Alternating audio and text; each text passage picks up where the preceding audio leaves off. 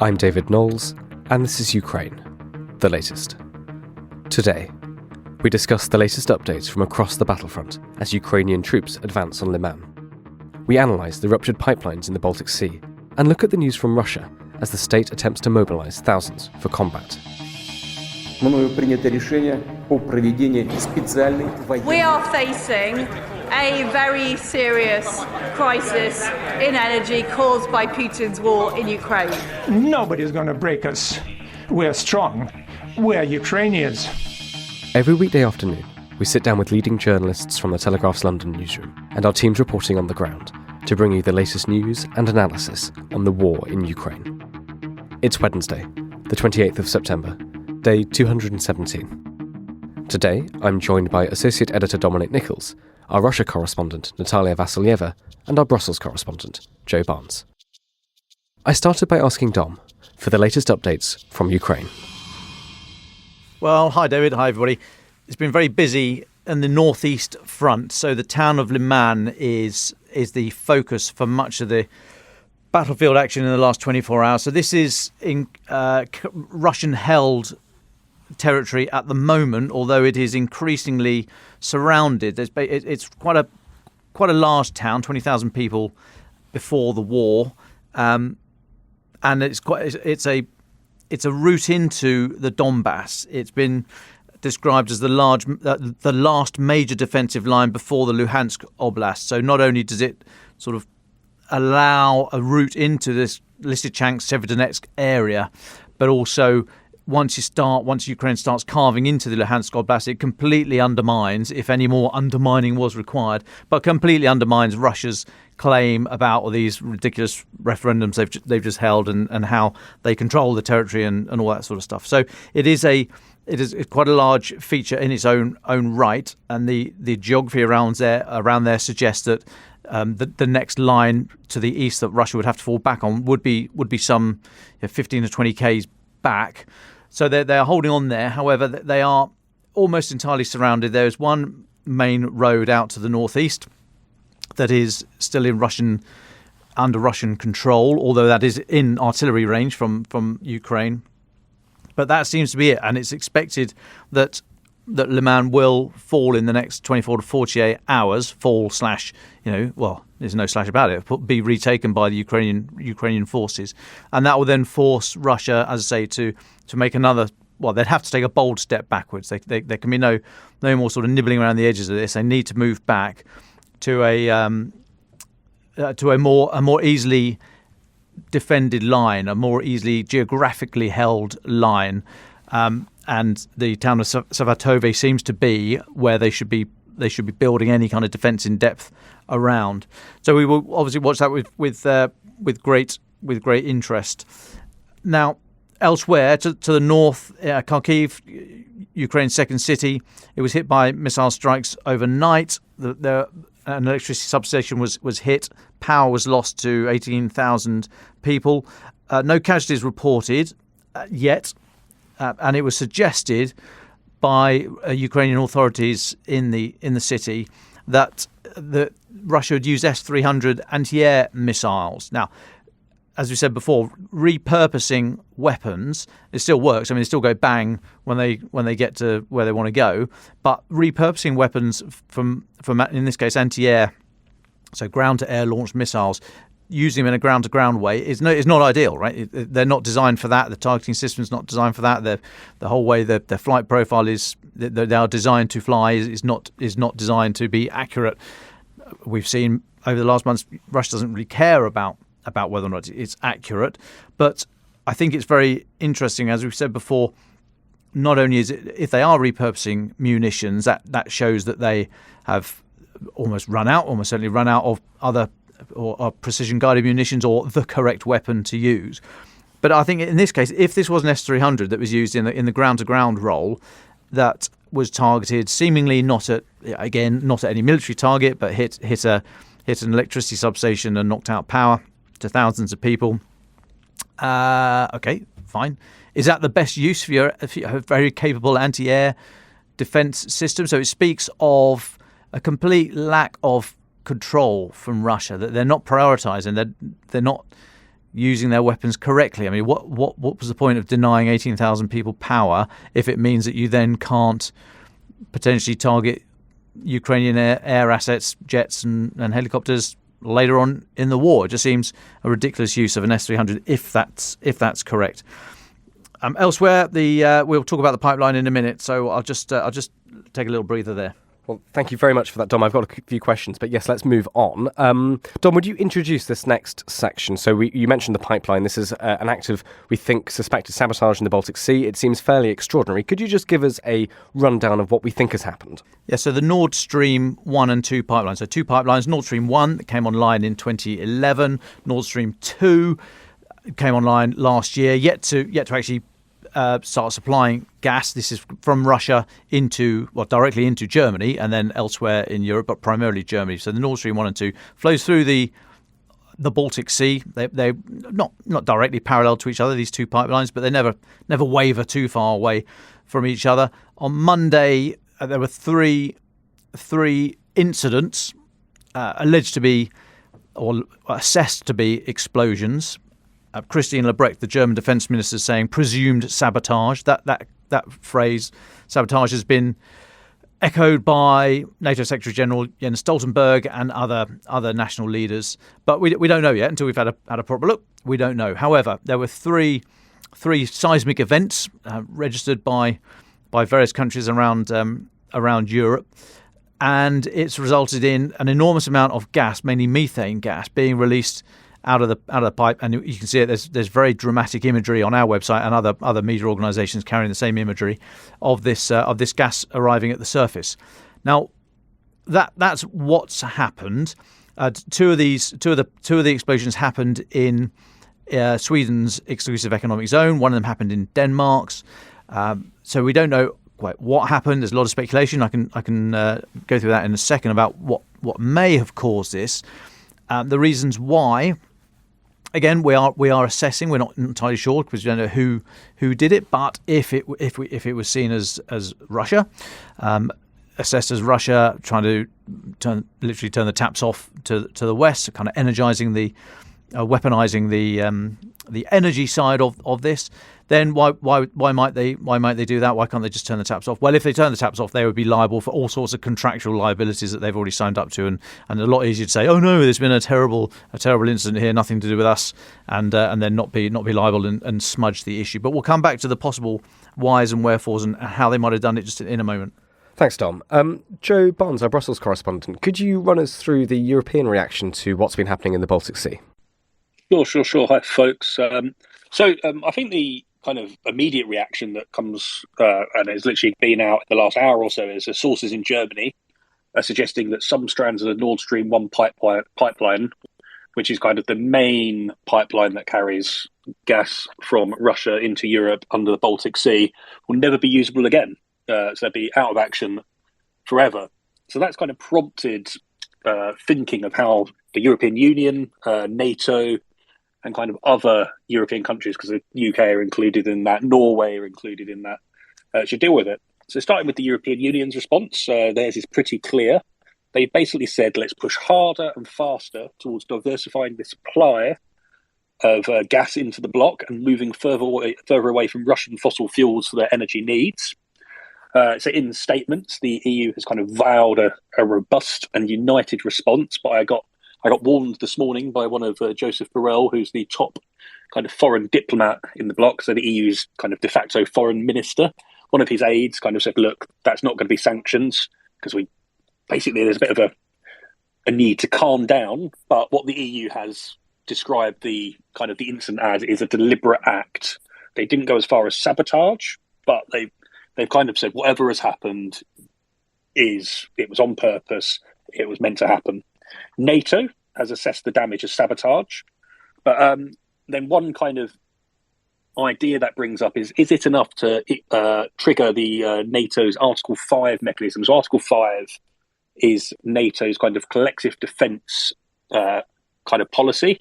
So if one member is attacked or one ally is attacked, it triggers basically a united response from everyone. And say the last time it was triggered was after 9/11, when two planes hit the Twin Towers and another plane hit the Pentagon and another airliner jet was shot down, I think in Pennsylvania. So that has been quiet. Talk around Article 5 is not quite there yet. So following kind of the incident, Jens Stoltenberg, NATO Secretary General, he met the Danish Defence Minister Morten Bodskov this morning. And that led to them basically highlighting the seriousness of the issue, kind of underlining it being a deliberate act, sabotage, but kind of didn't go much further than that. It didn't spell out any potential consequences. But what Bodskov, the Danish Defence Minister, did warn was that Russia still has a significant military presence in the Baltic Sea, which is where the pipeline runs under. And he said, despite the war in Ukraine, he expects continued Russian saber-rattling in the Baltic. So I think what you might see as some sort of response is a NATO naval operation dispatched to that region, maybe some kind of war games held, some training exercises, basically just to reassure kind of NATO allies in the area that NATO has it under control. And but then there's actually the big question amongst kind of NATO allies, officials, diplomats, the EU, other various Western officials is what on earth happened? So we can obviously, as Dom said, we're going to that later on. But Denmark has come out and said, look, it's going to take 1 or 2 weeks for the leaks to kind of die down sufficiently enough so we can start a proper investigation into what happened. And so I was in a briefing with a Western official this morning who basically echoed that. They said the West must take this like really, really seriously. There's obviously a great suspicion, and probably more than a suspicion, that it is a deliberate act, it's sabotage. But before kind of responding, before going tonto or whatever will come out of this, we actually have to investigate it properly.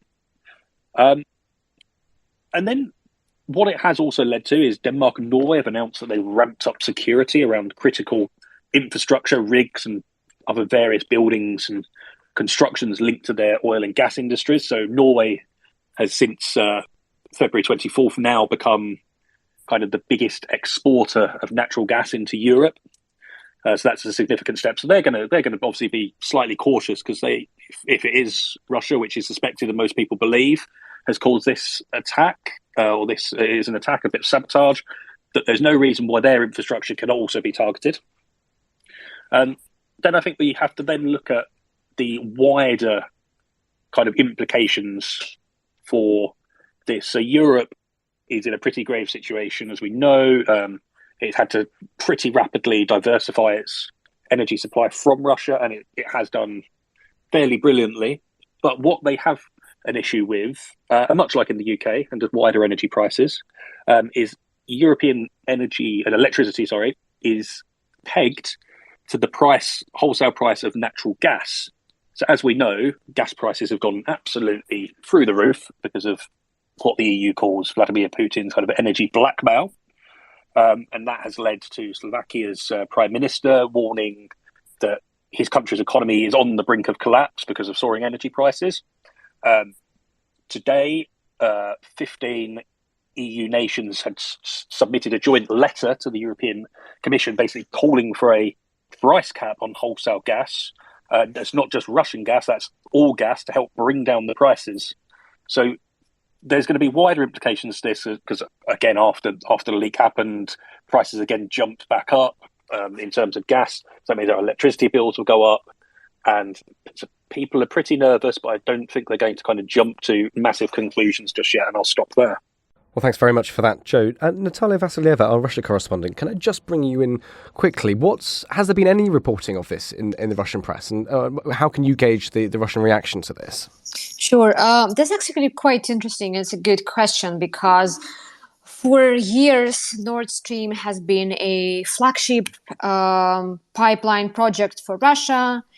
Putin has touted it as one of his foreign policy and economic achievements, showing that, look at us, we've built this infrastructure, which essentially ties Europe to Russia's gas supply. And like, it's good for everyone, it's good for Europe, it's good for Russia. People old enough might remember then President Dmitry Medvedev and German Chancellor Angela Merkel and lots of other leaders of EU countries opening the Nord Stream pipeline in this lavish ceremony together as a new chapter that signifying even closer ties between Russia and Europe.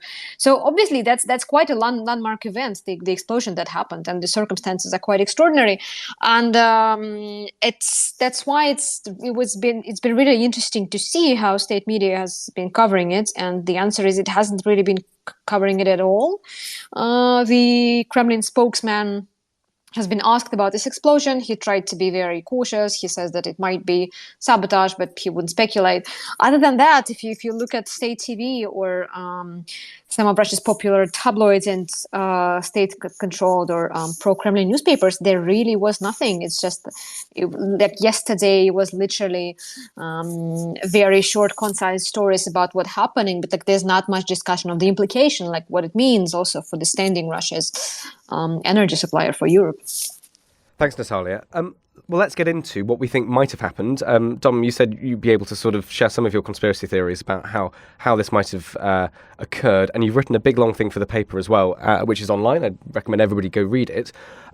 Dom, can you talk us through some of your ideas?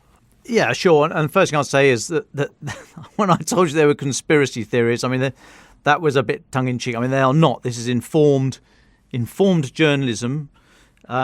Sorry, yes, you can't see me winking, but yes, we get that. Yeah, based on chats with many people, and I noticed we have at least one Royal Navy engineer in the space. So, please DM me when I get if I get some issues wrong here. But okay, so what do we think's happened? So there's two pipelines, two events on one pipeline, one on the other, almost simultaneously.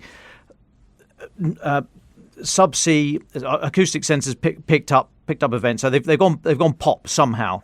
There could be any number of reasons for this. There could be the what they call the bug, the stuff on the inside that goes down cleaning the pipes. That could have suddenly ruptured, but that's not correct because you wouldn't have two bugs in one pipeline that suddenly go off. The simultaneity of it is the key here.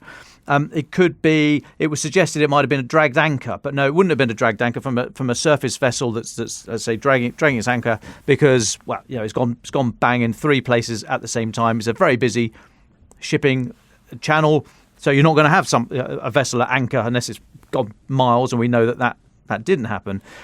A fishing net, lost fishing net that snagged on these things? No. So I mean, there are other reasons, other things we need to sensibly look at, and then discount. So it has been, like I say, many states people have been saying it's positing sabotage. So let's have a look at that. So what could make something go bang? Subsurface, nuclear submarines. We know Russia is very active in the Baltic. Other nations are as well. It's actually quite shallow. You're talking 70, 80, 90 meters ish, the sea there. So quite difficult to hide. A nuclear submarine, quite difficult to operate with the mix of fresh water and salt water. It can play havoc with your buoyancy, so it's quite difficult to operate this. And then if it was a submarine, what's it going to do? Well, it might have a remotely operated vehicle, a drone, underwater, UUV, underwater uninhabited vehicle. And these things could go down and, let's say, either crash into the pipes or plant some sort of device. I mean, possible, very tricky. You look at the range of these things. They're not able to go that far. So the mothership, be it a submarine or a surface vessel, would have to be fairly close by. And is it likely that these things? What's the risk if these things are carrying explosive? Could they go down and get absolutely the right place at the right time? Possibly not.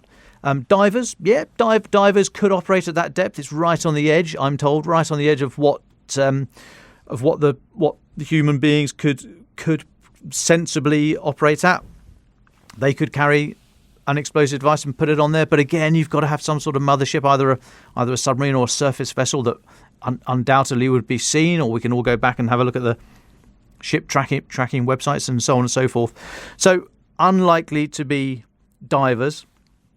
And so what else might it be? I mean, the Russian submarine force was rated, very highly rated throughout the Cold War as being very capable, very good, very capable. And that is one area of the Russian military forces that has been invested in over the last 20 odd years.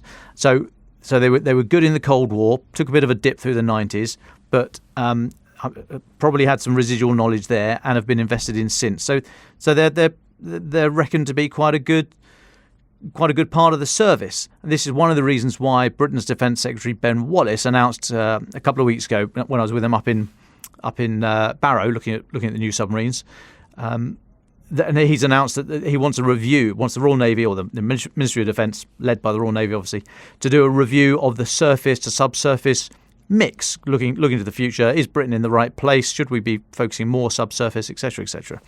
So that review is about, if it's not started already, it's about to start. But yeah, Russia are very good. They've got some very specialised and adapted submarines for doing things on the seabed, looking at internet cables, tapping internet cables. So if they're able to do that, why not tap a pipe as well?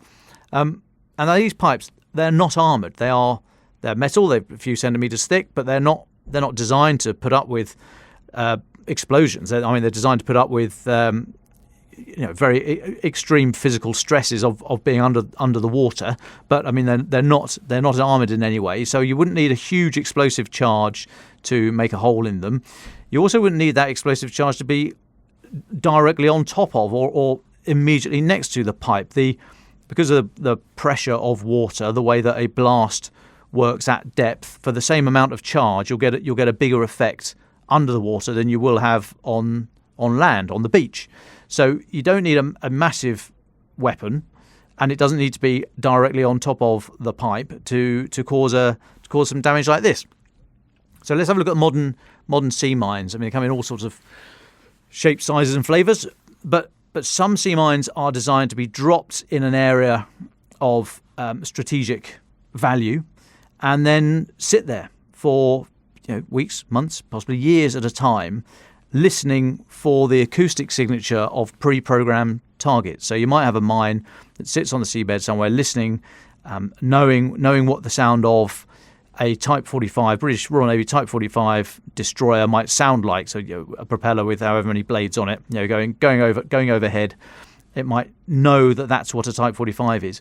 It might know what a Queen Elizabeth class aircraft carrier sounds like. Twin props, 6, 7, 8 blades on each prop. So it would know the sound of that, and it might be pre-programmed. Right, ignore the destroyers, ignore the frigates, ignore the mine hunters, go for the aircraft carrier.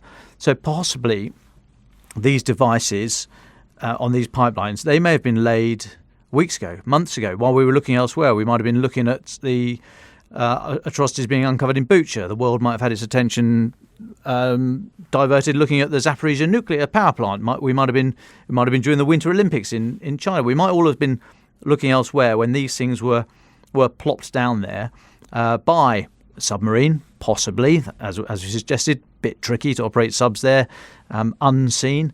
Maybe a St. Petersburg registered fishing vessel. Yeah, again, maybe, but that might look a bit suspicious. It might have been a passing oligarch's yacht that popped these things over the side, and they float down 70 odd metres to land near the pipelines.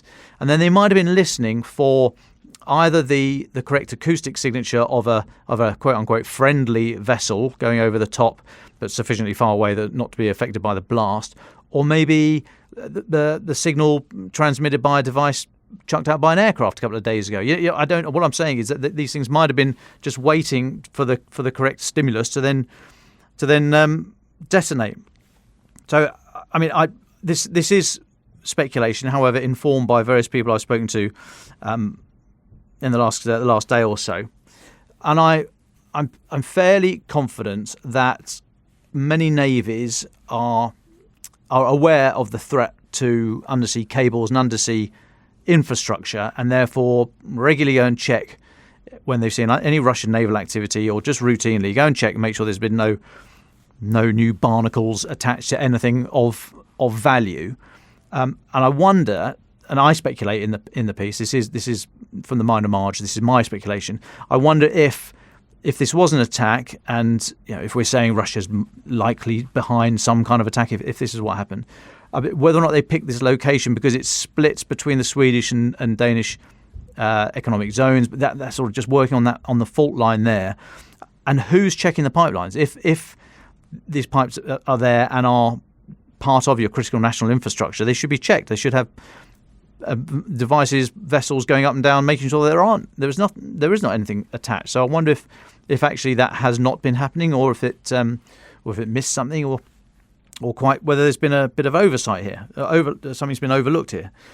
So a lot of that is I'm not sure. Like I say, informed speculation. I'd appeal to anybody listening, Royal Navy engineers amongst us in this space, to get in touch and tell me if I'm massively off the mark. But it does look as if it's sabotaged. It looks as if it's going to be quite some weeks before the gas that's in the pipe. And for the technical reasons I don't fully grasp, it's not like you can just sort of turn the gas off. There's a volume of gas in the pipes that has to come out. And so we've got to wait for that to happen before it's then deemed safe to go down and have a look and see what it was. But any suggestion that it was an explosive device will be looked at very, very carefully in terms of attribution. This is almost like underwater cyber attack, if you like. Attribution is going to be very, very difficult and absolutely key to trying to hold somebody to account here. But that's kind of where my investigations took me in the last 24 hours. Thanks, Dom. Joe, I know you wanted to come in very briefly before we'll move to your and Natalia's reporting on Russian mobilisation. So one thing I did notice quite a lot, because I'm a keen user of Twitter, probably far too much, that a tweet by ABC, an American news channel, featuring a clip of a Joe Biden press conference from February the 7th. This is kind of at the beginning of the month. It's say 3 weeks before the war in Ukraine began, has started doing the rounds again. I saw it noticed it was mentioned on a few kind of pro-Russian kind of Telegram social media channels, and it was just quite interesting. And this is what some of the Russian kind of troll farms have seized upon. And in this clip, Joe Biden says, "If Russia invades, then there will no longer be a Nord Stream 2. We will bring it to an end." So a reporter then comes back to President Biden and says, "But how will you do that exactly, since the project is in Germany's control?" And Biden just replied, "I promise you, we will be able to do that." So that's the angle the Russians might be jumping on, to kind of suggest that it was actually President Biden had sanctioned some sort of kind of catastrophic attack on the Nord Stream pipelines to bring them to a close, which I just thought was a kind of amusing observation. I'm sure the fellas, the good people at NAFO, will be kind of jumping on, sending pictures of their Shiba dogs to kind of make fun of the Russian trolls pumping out this bizarre propaganda. You've been writing a little bit about some of the Russian mobilisation, some of the videos we've been seeing, some of the details we've got from people being called up to the Russian army. What stands out for you in the stories that you've been covering in the past few days? So I think in the days, it's probably about a week now since Vladimir Putin announced his kind of partial mobilisation. The things we've covered extensively Russians fleeing the country, and it's believed that around 250,000 Russians have left in the wake of this announcement by President Putin. So nearly 100,000 of them have travelled to Kazakhstan, but they've gone to neighbouring Georgia. They've attempted to cross into the EU, but many of those border crossings are being closed. One of the other things that we've seen a lot of is kind of, and this was also highlighted in the briefing that we had with a Western official earlier, was these kind of the amount of demonstrations that have, as I say, whether they be anti-war, anti-mobilisation, the kind of more obscure events, matters of kind of issues of kind of resistance against mobilisation, whether it be the video that we saw of a Russian man shooting a Russian officer, a commander at a kind of mobilisation point at point blank range, a Russian setting themselves on fire, kind of protests in the poorer regions like Dagestan, where basically people are saying, no, we're not kind of submitting to this. And one point this Western official made is that actually, has mobilisation created genuine cut through in Russia, that there's actually a war going on? It was actually a huge mistake by Putin. He's played his cards terribly because, as we know, he has control of the media. So is this the first time that kind of these messages of how stupid is this war getting. Now it's not just kind of volunteers being dragged over to some of them, so there are certain deaths in Ukraine. It's actually regular kind of Russians, and many of them the poorest Russians, because he seems to have largely left Moscow alone and gone to looked at kind of the ethnic areas that aren't the Caucasus. They might be say your Dagestans and the kind of poorer regions in Siberia and elsewhere. So that's one thing I think we've learned from that and mobilisation over the last week or so. Thank you very much for that, Joe. Natalia, can I turn to you? Just say, what would you like to add from that from your perspective? You've been looking at mobilisation, you've been looking at some of the people being forced to join the Russian army. What have you seen? Yeah, sure. I think first off, it's very important to give some context about why people are so angry right now. It's quite reasonable for people outside to think, why would anyone be so upset now, 7 months after Russia launched the invasion? And the answer is quite simple. Putin has tried for the past 7 months to make sure that Russians, amazing as it sounds, can go on living as they have been, that their daily lives wouldn't be disturbed by the war in any way. I mean, yes, the economic sanctions are already starting to bite, but in so many ways, this war has been something like a video game for an overwhelming majority of people in Russia. Now, obviously, it has been a wake-up call for everyone, and the threat of being involved in the conflict, of being sent into fight, is quite high. That's why we've seen such emotional protests in very far-flung regions and impoverished regions, which haven't seen any significant political protest for years. But now it has become a life or death issue. So it's quite likely that we're going to be seeing more of these and more angry protests. And you've been writing as well about some of the rebukes of Kremlin policy from, well, people who are essentially propagandists, who are loyal. Can you tell us a little bit about that? What have they been saying, and how has that gone down? Yeah, in my mind, this has probably been one of the most surprising features of the current mobilization drive, because what happened exactly a week ago, Putin announced the mobilization last Wednesday. This is something that what Russia's propagandists, that the propaganda mouthpieces have been calling for months. A lot of them have been calling for a total war.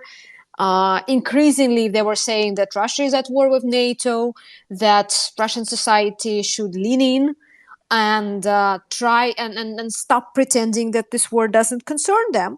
So that's why it has been really stunning that some of Russia's worst warmongers, people who have been fanning the flame of hatred towards Ukraine for years, they now emerged as some sort of human rights activists who go online, go on state TV and talk at length about how Russian conscripts' rights are violated, how people who are too old, too ill, or not qualified or too qualified to serve are now being called up. And it has been quite extraordinary. And I guess the reason why it's happening, I mean, I really don't want to comment on the genuine motives or moral principles of those people who have been Putin's loyal servants for years. But I would say one of the motives for them to publicly criticize the mobilization drive and the violation is the fact that it's so unpopular. So they have to make it look like the sweeping mobilization that we're seeing on the ground, while Putin announced that the mobilization would be only partial, would only affect people with combat experience. The purpose is to show that the reason that why those mistakes are happening is not because Putin wanted to. It falls into this very old Russian paradigm that Putin means well. He wants only good for the Russian people, and all of the problems on the ground are essentially the work of overzealous officials and competent officials and something like that.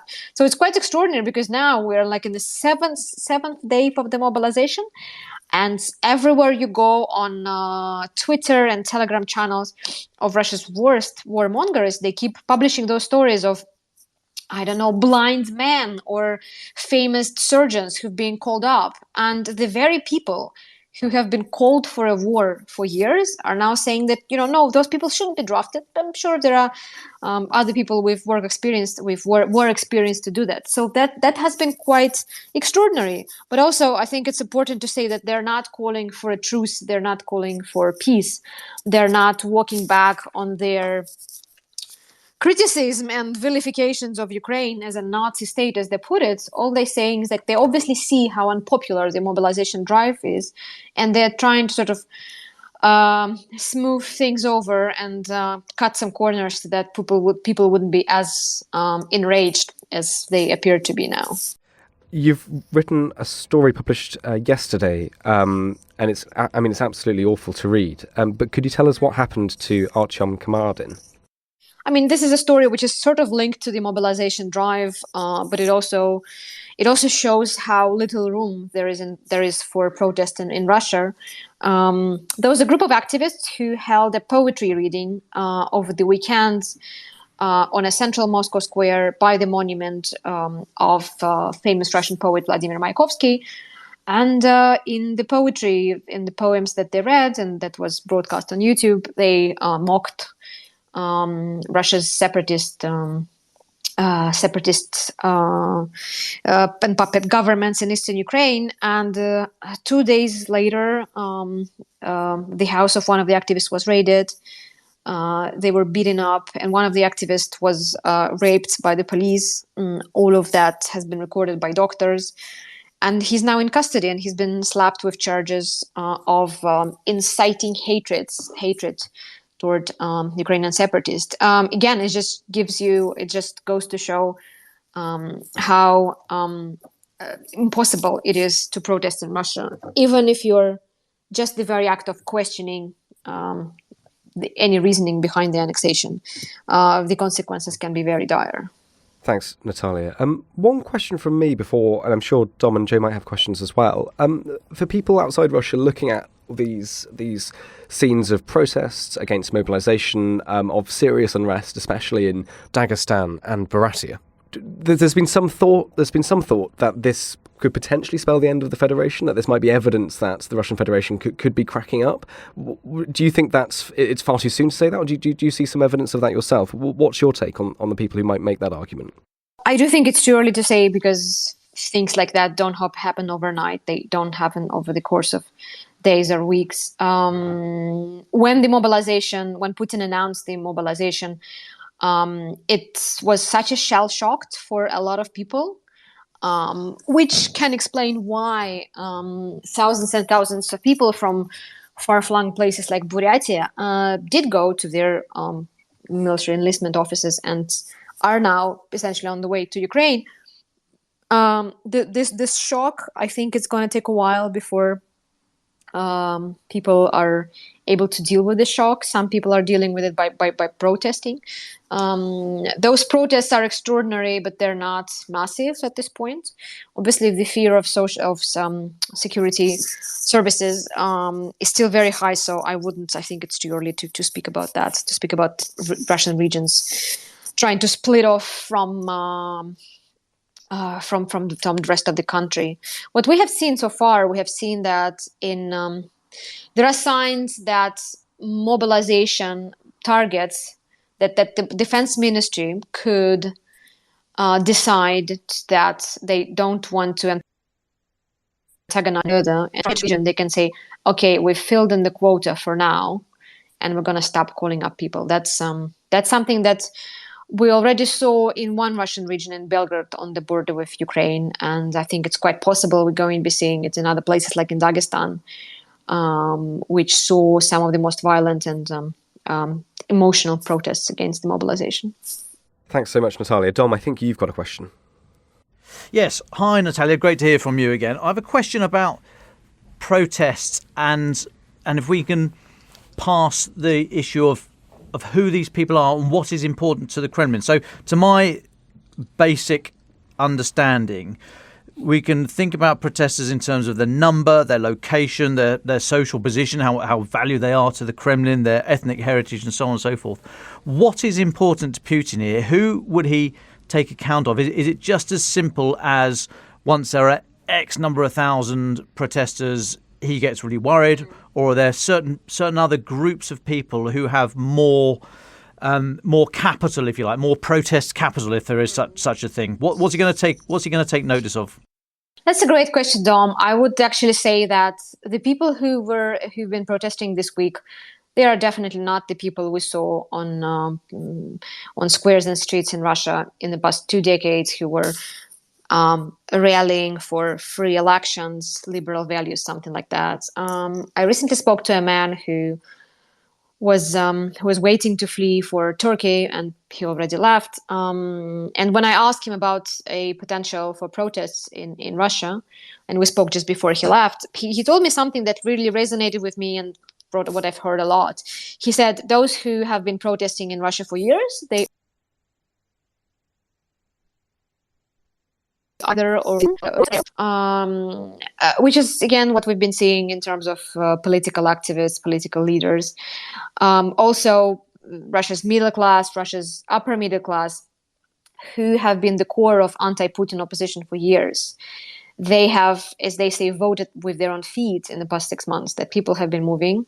People decided that it's just not worth their time to protest like they did. Come to anything.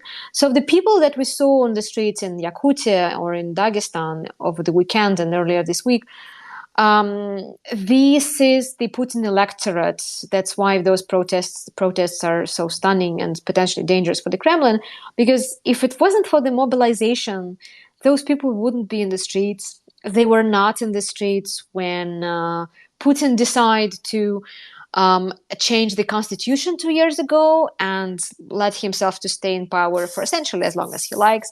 They were not in the street when the war broke out, when Russia invaded Ukraine.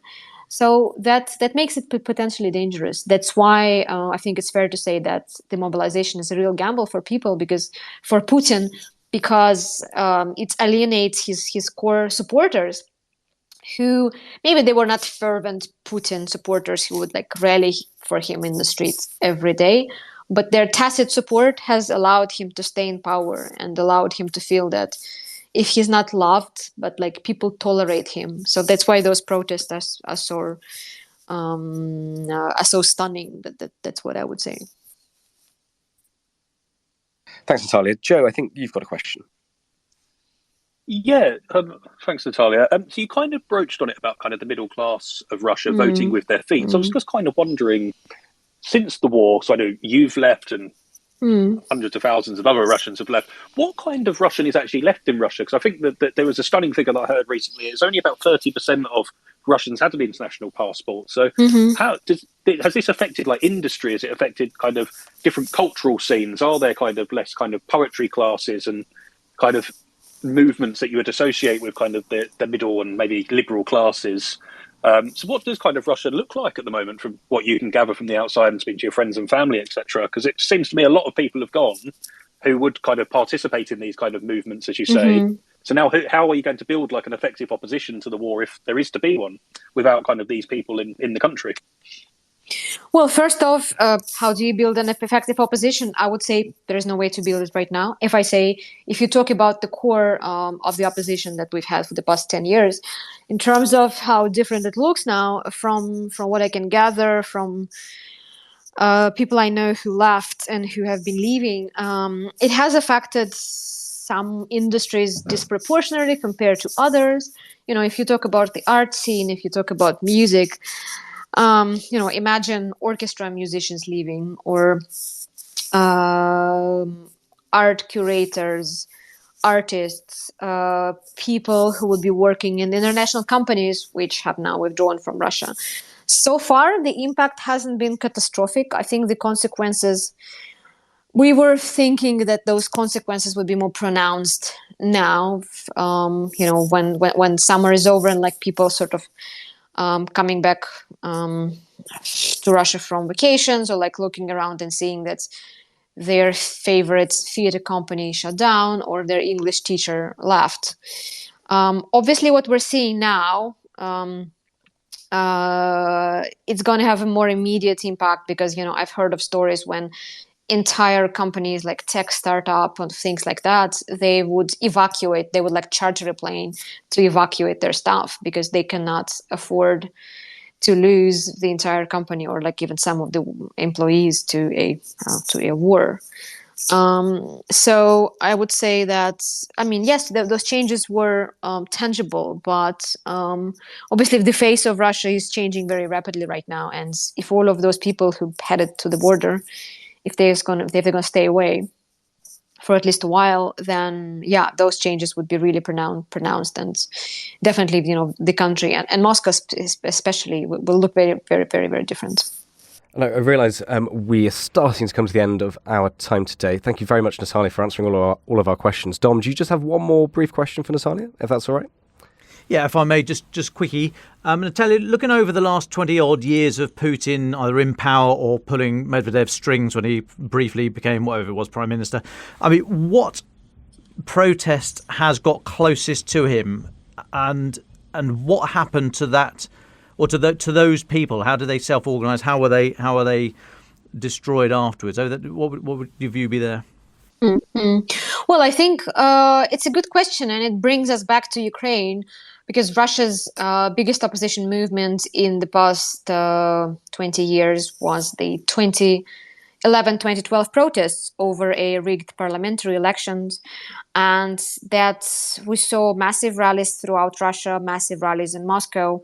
At one of the opposition rallies, we had Alexei Kudrin, a longtime Putin ally and finance minister, speaking to the crowd from the stage, saying that yes, that election was rigged. We have to do something about. So that protest was very close to, if not toppling Putin, but bringing in a tangible change.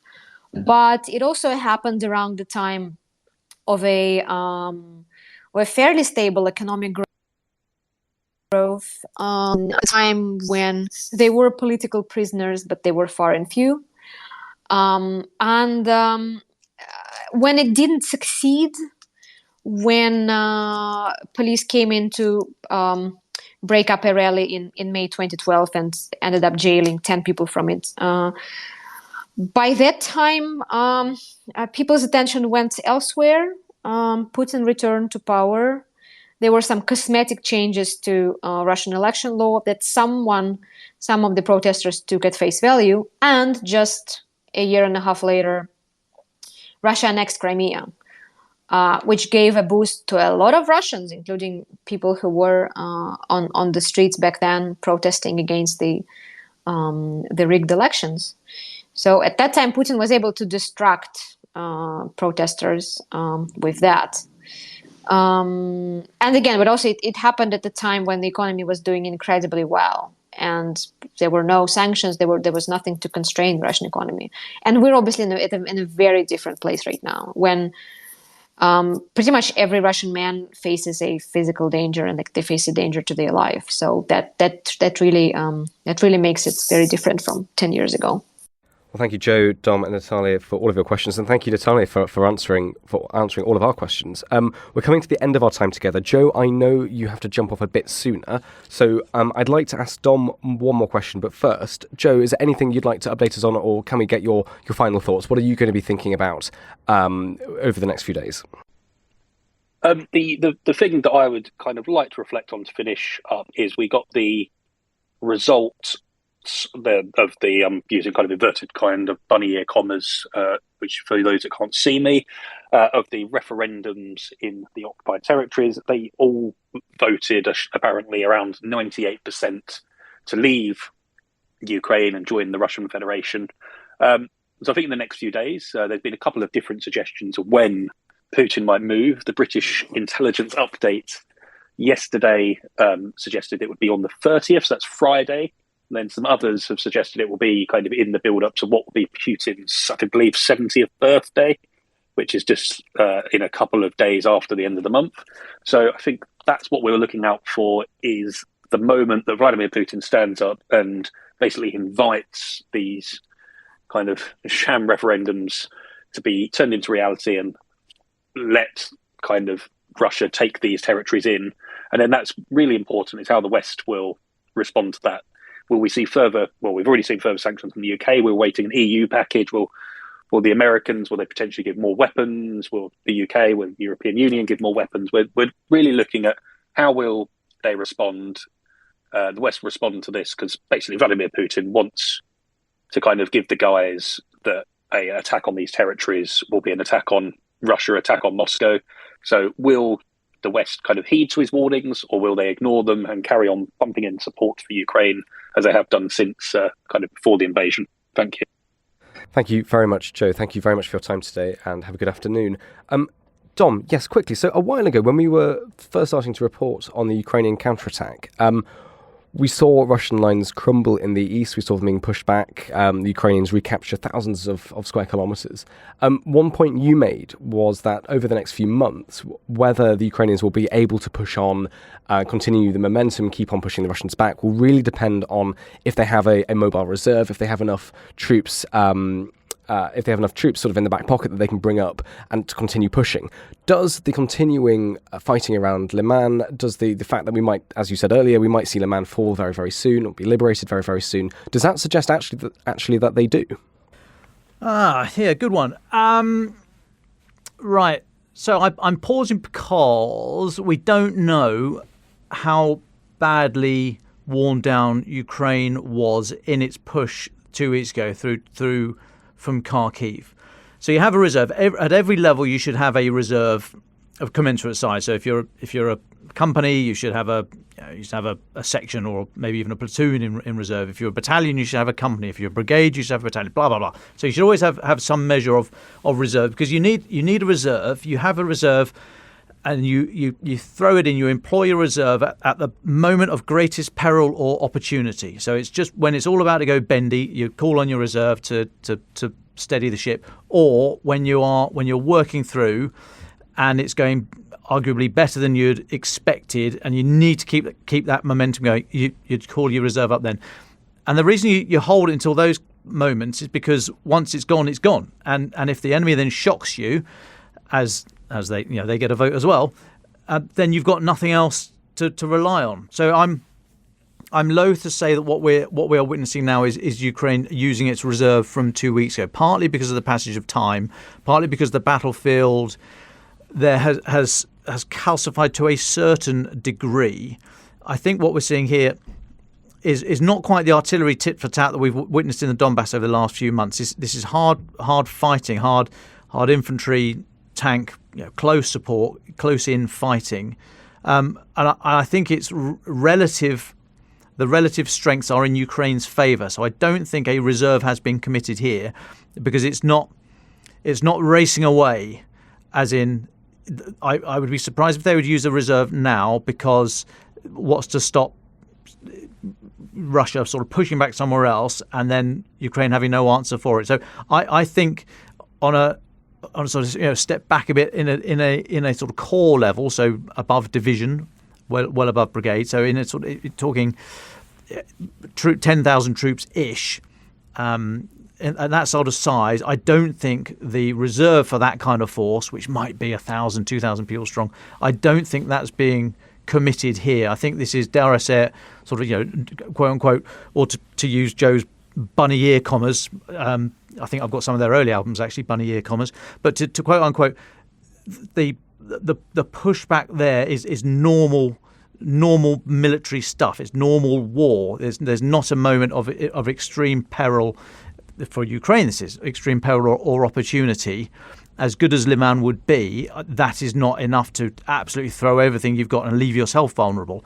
Now, Russia, I think, should be probably trying to use their reserve here, because if Lyman falls, then they will need to, or they will be forced to, fall back a long way. So depends which side you're looking at. Who is at the moment of greatest peril or opportunity? I'd argue Russia is at a moment of real peril here. In terms of opportunity, I don't think it's big enough for Ukraine to deploy whatever reserve they have. Question mark about what they've got left after that huge punch through 2 weeks ago. So a long-winded way of saying I don't really know. Well, thank you very much, Dom. Let's have our final thoughts then. Natalia Vasilyeva, thank you so much for your time today. What are you going to be thinking of over the next few days, and what would you point our listeners to pay more attention to? Sure. Friday obviously is the day to watch for. This is when Vladimir Putin is expected to give his annual address to both chambers of Russian parliament, something which would be pretty routine in normal circumstances. But again, since the speech is going to go ahead just 2 days after 3 days after the so-called referendums ended in parts of southern and eastern Ukraine, this will be the place and time for Putin to tell Russians and Russian lawmakers what he thinks about Ukraine, where things would go forward, whether Russia maybe would want to stop the war, which no one expects, but, who knows. And obviously, this is the day when we expect him to, if not rubber stamp the annexation, but at least to say that, yes, he's going to accept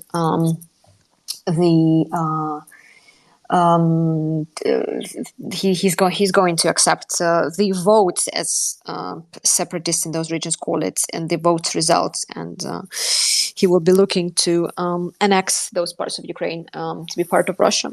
So I would definitely look for that, because if you look at it from another point of view, you can say that this would be a chance for Putin to at least declare some wins in Ukraine and tell Russians that, at least we did something. Look at the beautiful Kherson region that we're now annexing, that we didn't have before the war. So Friday is definitely the day to look out for. Thank you very much, Natalia. Dom Nichols, would you like the final words? What's on your mind? Thanks, David. I would echo Natalia's points there. Friday is going to be key. I mean, not because the referendums mean anything at all. They're utterly discredited. I mean, the numbers are just ridiculous, 98, 99%. But it will be very interesting to see the reaction from the hardcore nationalist right-wing, very, very the pro-Putin, pro-Russia faction, who have been angry at the way the Kremlin's run this war. When they comment, if Putin comes out on Friday and says, we've won the referendum, they're all now part of Russia, the four regions, just as Crimea was in 2014 with whatever it was, 94% of the vote then, didn't stop Ukraine attacking Crimea during this current phase of the war, and hasn't resulted in all the nuclear holocaust that was warned about. So it's not going to make any difference to the battlefield. What it might make a difference to, though, is this voice from the right, this right wing. If they are seeing battlefield reversals and some areas of these oblasts that have voted overwhelmingly 98, 99% in favor of joining Russia, if some of the areas there are being retaken by, in their view, retaken by Ukraine, their response is likely to be unappealing for Putin, should we say, unequivocal in their voice, and it could be very, very damaging for Putin indeed. Ukraine the Latest is an original podcast from The Telegraph. To stay on top of all of our Ukraine news, analysis and dispatches from the ground, subscribe to The Telegraph. You can get your first 30 days completely free at telegraph.co.uk/audio. And sign up to Dispatches, our Ukraine newsletter, which brings stories from our award-winning foreign correspondents straight to your inbox. You can listen to this conversation live at 1 p.m. each weekday on Twitter Spaces. Follow The Telegraph on Twitter so you don't miss it. If you enjoyed this podcast, please consider following Ukraine the Latest on your preferred podcast app. And if you have a moment, leave a review, as it helps others find the show. You can also get in touch directly to ask questions or give comments by emailing podcasts@telegraph.co.uk. We do read every message, and we are especially interested to hear where you are listening from around the world. Ukraine the Latest is produced by Louisa Wells and Giles Gear, and today on Twitter, Claire Hubble.